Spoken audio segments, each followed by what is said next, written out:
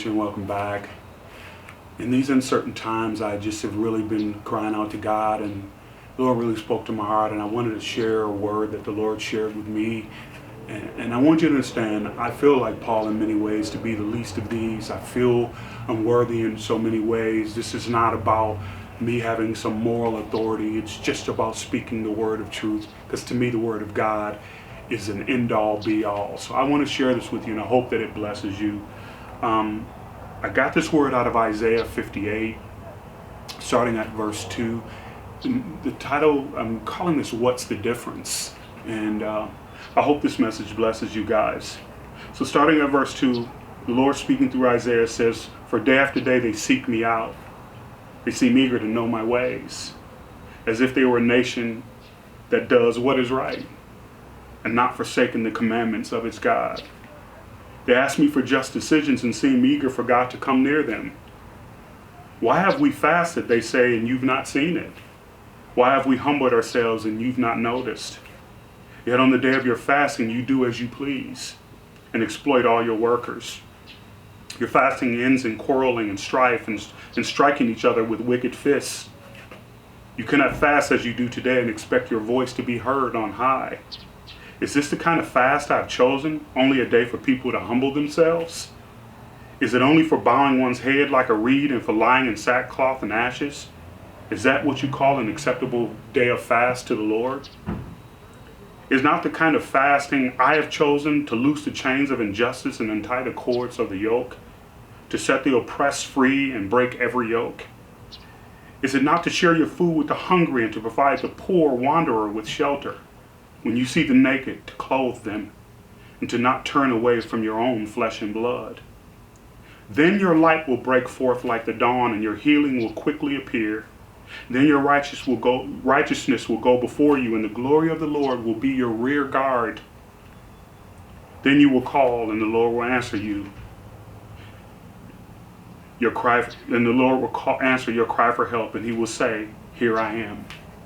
Then you will call, and the Lord will answer your cry for help and say, 'Here I am.'" Chronicle Nation, what God is tell us is there has to be a difference in our lives. He's saying we can't do things like people who love him, say things like people who love him, but don't live like people who love him. He's telling you and I that what adds credence to what we say, what adds credence to what we do, what adds credence to church, what adds credence to who we vote for, what adds credence to all that we do is the life we live. Not the other way around. I can't start a ministry for homeless children, but I beat and abuse my wife. I can't go to church every Sunday and pay tithes, but I can mistreat people everywhere I go. God is saying my life lived speaks to my righteousness. My life lived speaks to my values, not the other way around. He's saying I can't tithe my way into that. I can't go to church attendance my way into that. I can't vote my way into that. I can't good things my way into that. I live my way into that.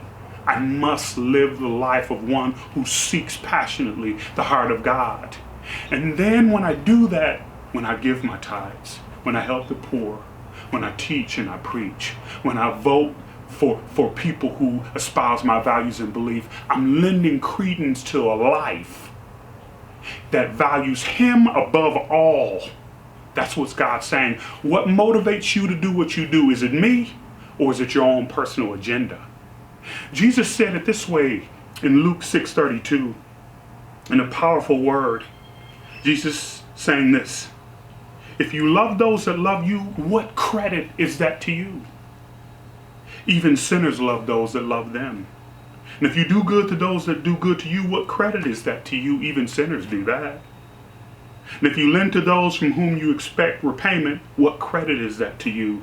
Even sinners lend to sinners, expecting to be repaid in full. But love your enemies and do good to them, and lend to them without expecting to get anything back. Then your reward will be great, and you will be children of the Most High, because he is kind to the ungrateful and the wicked. Be merciful just as your Father is merciful." what Jesus is telling us is that we have to be different. We can't live like people in the world and profess Jesus Christ. We can't hate those that hate us, fight those that fight us, ignore the poor, ignore injustice in the world, and then say we love God. And say, oh, by the way, I go to church every Sunday. And Jesus says, but what makes the difference in your life? Where do I see you honoring me? Because you don't understand. What matters to God above everything you do is the life you live. The life you live. Do you love? Do you give yourself? Do you pour yourself out to live a life of righteousness and holiness before Him? That's what matters. That is our faith in a nutshell, the life lived. It is not about who I vote for. It's not about the good things that I do. It's the life I live. That is how I honor God. And He's asking you, if you don't live that life that speaks to the things you say you value, then what is the difference? What makes you different? What makes me different if I live like the world, but I profess Jesus Christ? What makes me different? What makes us different is the life we live. That's what adds credence to everything we do.